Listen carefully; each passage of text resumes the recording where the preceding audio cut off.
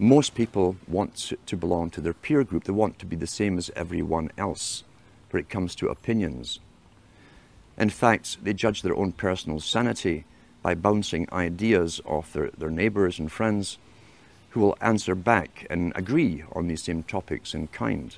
It doesn't matter if the topics or what you're given are facts or utter nonsense, as long as everyone agrees at the same time. You'll say, well, I'm sane, and your friends will all agree because they've had the same information given to them. We don't only get the same information given to us, we're led through sequences, even documentaries, to leave you with a predetermined fixed conclusion on any given topic. Most folk are, once again, unaware of this. They think, I've just been given all the facts on this topic, and this is the obvious conclusion, which is always given to you by the final experts on the particular program. There's no thinking involved. We tie this in with the Brzezinski. Brzezinski said in 2 Ages, now this guy was way up with the NSA. He's a master geopolitician. He admits he works in 20, 50-year periods to do with geopolitics in other countries. But he said himself, the public will shortly be unable to think or reason for themselves. He says, he was meaning by the form of information that was given to them, the type, the formulas that were in use then in the 1970s. And eventually, he said, they will expect the media to do all their thinking and reasoning for them. Well, that's happened today. That's why people today can't think outside of the programming from television. I'll give an instance, in fact, of why TV was so important, to show you that it was so important to have it in the homes of ordinary people. Now, most countries in Europe, for instance, up into the 1950s and 60s, and I'll give an example, is Britain. The working class people did not have credit cards. You could not get a credit card. You couldn't get a bank loan without collateral to put something up against it. So therefore you were at pretty well a fixed income. There was no extra cash outside of rent, food and so on, clothes for the children, essentials. There was no extras for luxuries. There was no credit given to them. Yet the British government, just like the Chinese government did 2 years ago, made it a mandate that every household in Britain must get a television set. And what they did, they made one exception out of all the things that the people could really needed. They made one exception. They allowed credit companies to come into being. They could go round the houses every week and collect half a crown or 5 shillings or whatever it was and pay off a used television set. The British government made a deal with the United States of America to buy in used televisions which were then reconditioned to be sold to the working class all across Britain. As I say, they wanted a TV in every home. Now, since when is government interested in how happy you are at home? You know, there's another reason for this. And sure enough, the working classes all got these DER. DER was the company that brought them all into Britain. And the guys came around every weekend collecting their half crown, 5 shillings. And suddenly and I can remember where I was, it was one of the last areas really to get television, a real working class area. I can remember this high being taken by my parents to the local park on a weekend and passing dozens and dozens and dozens of other couples on the way with their toddlers as well. When he got to the park, which was a valley, there were over maybe 1,000, 1,500 couples along the grass in the valley. And that's where everything was discussed. Local politics, national politics, labor unions, to do with their mining and so on, and everyone mingled with everyone else, old school friends and so on. That system had been going on for hundreds of years, where people communicated thoughts, real feelings, real things that really mattered to them and their communities, to each other, conversation. When the TV came in, and I was still about this high, within about a month, I could go down that park every weekend and no one was there. It literally overnight killed off the socialization and interaction between people, and tradition, again, where they exchanged viewpoints, gave each other news, helped each other out, who was sick, who was this, who was that. Everyone helped each other out. And from then on, you could pass rows and rows and rows of these old, and they were called row houses, all joined together. And all you saw at night was the flickering of that bluish light in the windows. And that was the end. That was the end of real communities. It happened within a matter of about a month.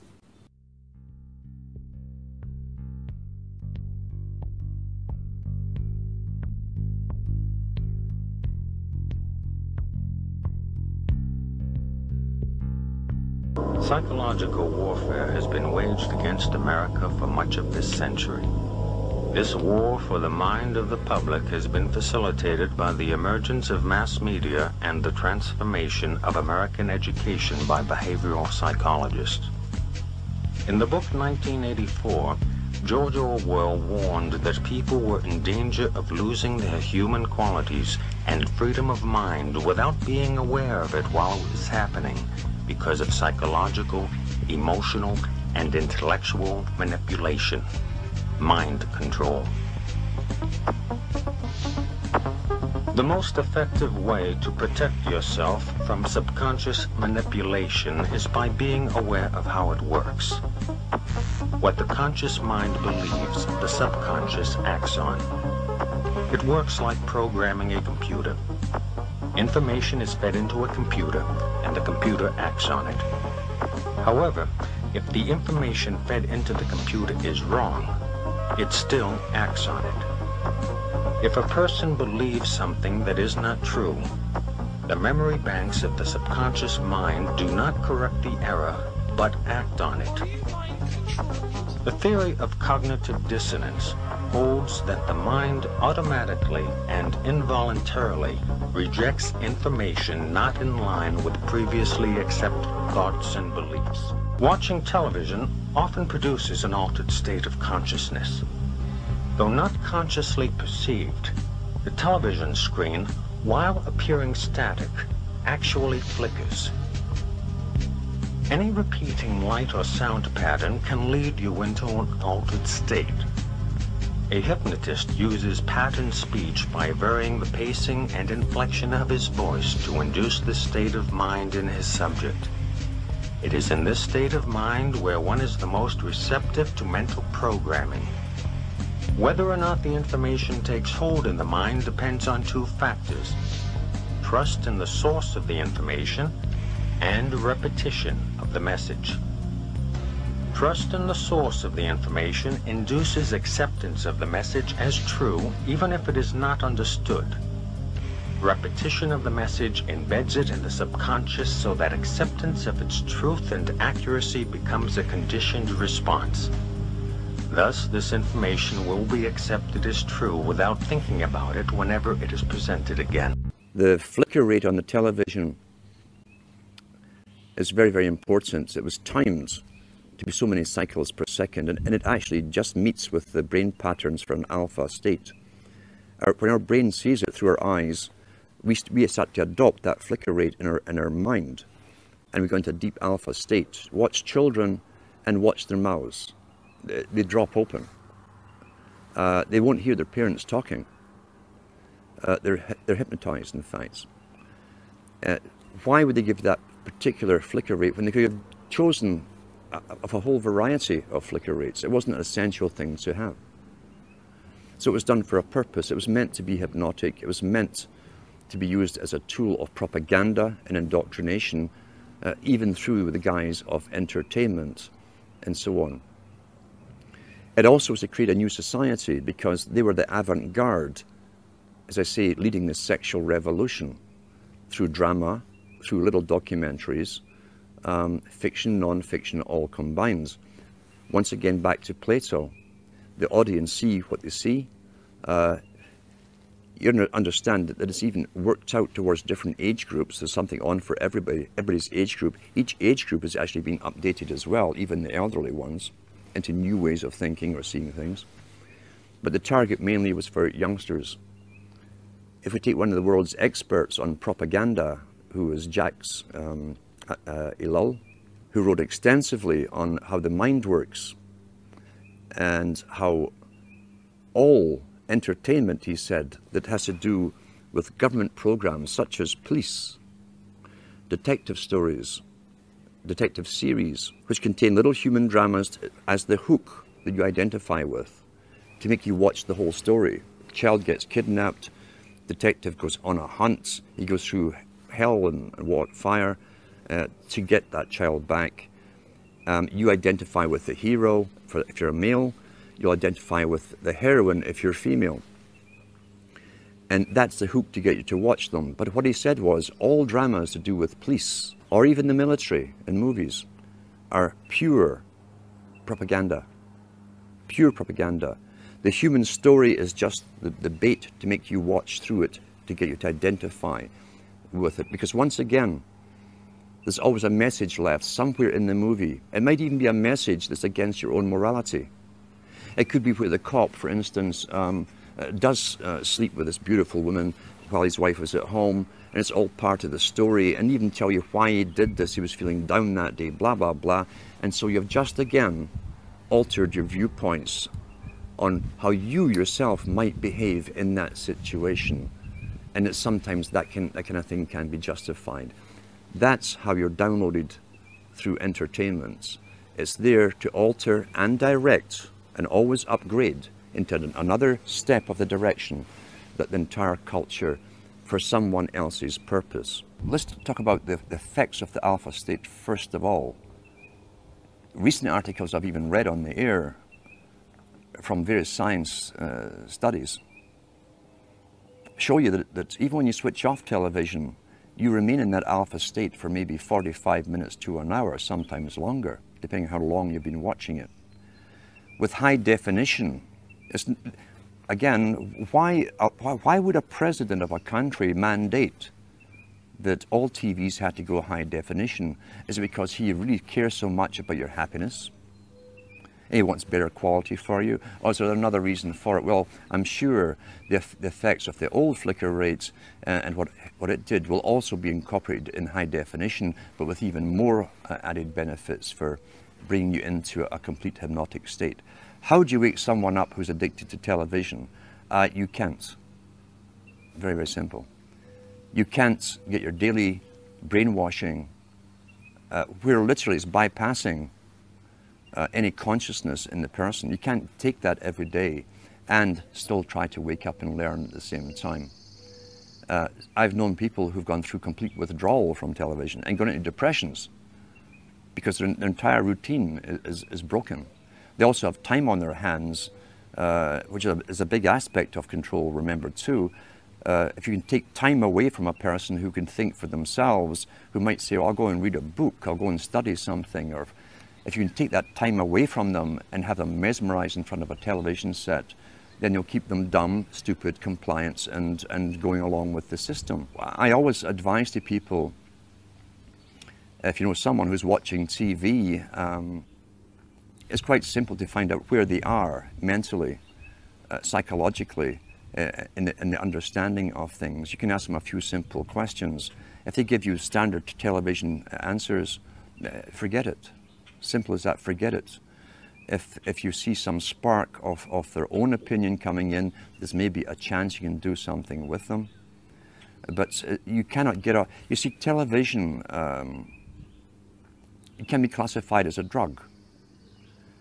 Any addiction is still an addiction. Television is an addiction. People watch 4 or 5 hours per day. Arthur Koestler, who probably never thought he would be quoted by Terence McKenna, a very conservative character. You'll recall he was a Marxist who turned on Marxism and led a very interesting intellectual life. He wrote a book 30 years ago called The Ghost in the Machine. And he made a case similar to mine, but a little simpler. He observed human beings are hardwired for homicide.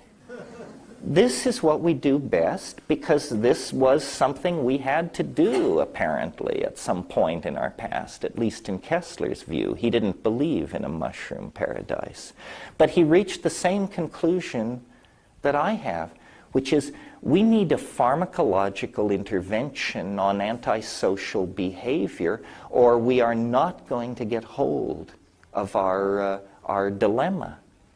And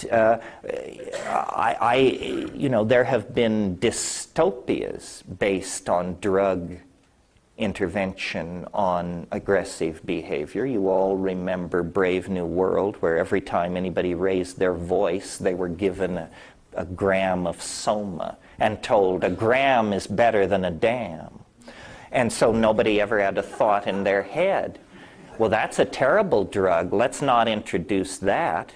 Uh-oh, the bad news is we've had it for decades. It's called television, you know. We have millions of people in larval, low-awareness lives in their little condominium apartments, just ladling this garbage into their minds. The average American watches 5.5 hours of TV a day, so imagine how much time these people watch. I mean, to think of that as human at all. If that were a drug, we'd be up in arms. You know, if people were loaded at home with that level of mental condition, day after day after day, we would do something about it. Jim, there's a line in your book of poems which reads, "The cleavage of men into actor and spectators is the central fact of our time." I think that's undeniable, but I wonder, hasn't it always been that way with society? I suppose it has, but it's with mass media, you know, today, it becomes more immediately apparent. I think what I was concerned with in that book was the fact that most people feel completely void and helpless in controlling their own destinies, or controlling the destiny of human life. And I think it's sad. More people should be involved rather than designating all these powers to a few individuals. I think the average person, whatever that is, should be a part of it somehow. And I think everyone feels that events are just going on without their knowledge or control. I think it's one of the tragedies of our time. I suppose it has always been that way, but now it's just become so obvious, you know. Decisions are made for you in which you have no part of at all. I just lament the fact that so many people are content with living a very quiet, well-mannered, orderly life when so many obvious injustices, I guess, are going on, and they just seem to ignore it somehow, or not care at all. Just let it happen without ever becoming involved. I think that's sad. Jim, relevant to your theory that people should get more involved in life and thus enjoy it more, you have written a line of poetry which reads, "The spectator is a dying animal." Now, isn't that a bit of a contradiction to what you've said previously? No, it's concerned with that same split between the actor and the audience. To me, there's something incredibly sad about a bunch of human beings sitting down watching something take place. And just when you think about it, I love movies as much as anyone else, but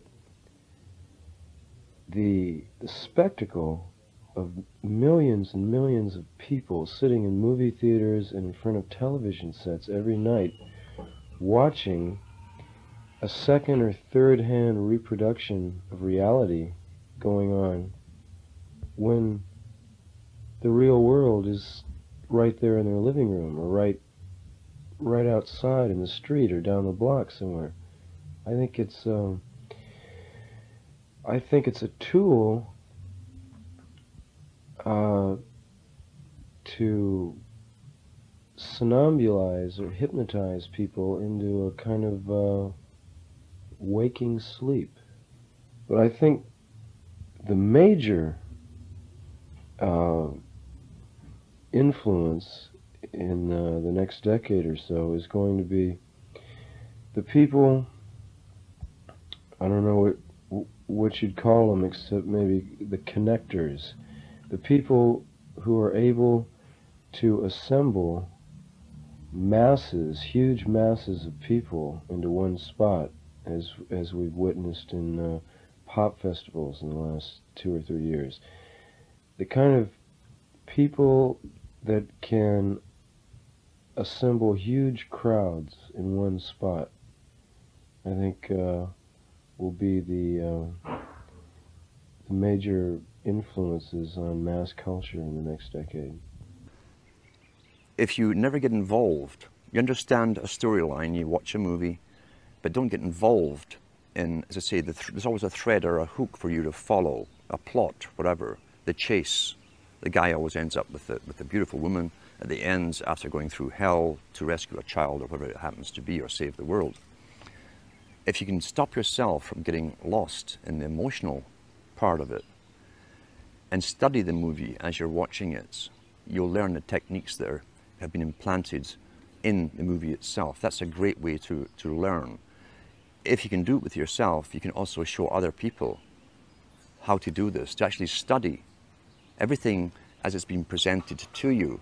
And eventually what you'll find is that when you're watching even documentaries, you'll see how the documentaries themselves are shaped to give you the opinions, often very strong opinions, without giving you specific facts or giving you distorted facts, etc.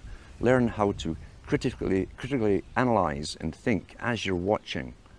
And if you can show others this technique, a good example is sit down with someone who regularly watches a good movie, one that you've previously watched, and then point out all the politically correct little inserted words, slogans, phrases that have been put in there, and show them how it's been done. That way it can actually be fun to study television and write down all the different things that they've missed, but it's all implanted subconsciously in their mind, because those implants, those subconscious implants, will become their opinions, and they will never know how they arrived at them. They won't remember it's from this particular documentary, this particular movie, or whatever. So that can also be fun.